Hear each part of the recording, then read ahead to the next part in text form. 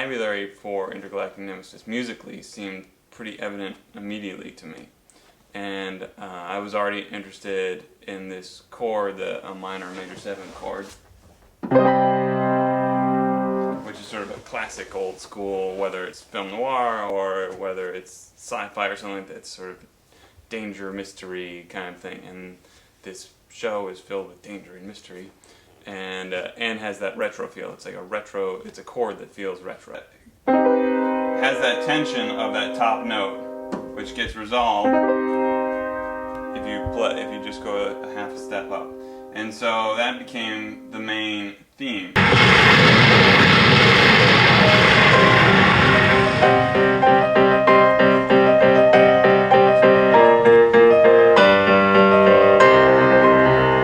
And at that point you hear that chord again, just briefly. So you're introduced to that vocabulary right away. Now, so that's got the minor feel. The title is the Intergalactic Nemesis, and it has that sort of minor quality to the title itself. But it's really ultimately about heroes, and so you transform that, and you take it. You're that guy from Transylvania! Wait for me! Not so fast, mister! And it instantly becomes this heroic, exciting, yay, save the day kind of theme. But then there's the romantic element, and so you take this chord that you've been hearing and just alter it the slightest bit by making it major, but still keeping that key tense major 7th, and you've got the romantic theme.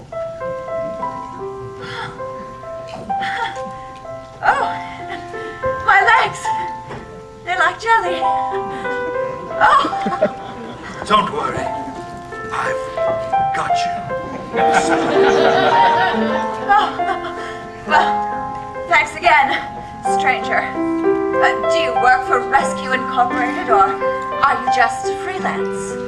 Seriously, thanks, mister. But just who are you? So the vocabulary is based on this one thing, and you just keep transforming it for all the needs, but it all locks together into this cohesive unit. So leitmotifs are this Wagnerian concept of attaching a melody or theme of some sort to a specific character or something like that. It's been used throughout, especially in film, whether it's Star Wars where you hear Darth Vader's theme, you know Darth Vader's coming. Fritz Lang used it very early in his first sound film with his murderer, who would whistle the theme to In the Hall of the Mountain King. So every time you heard that, it got incorporated into the score in all sorts of ways. Then you knew danger was coming.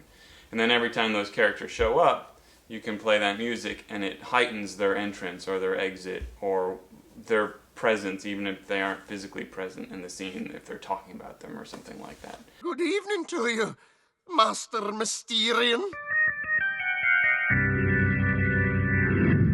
Domination of all mankind! Ladies and gentlemen, please take your seats for Mysterion the Magnificent.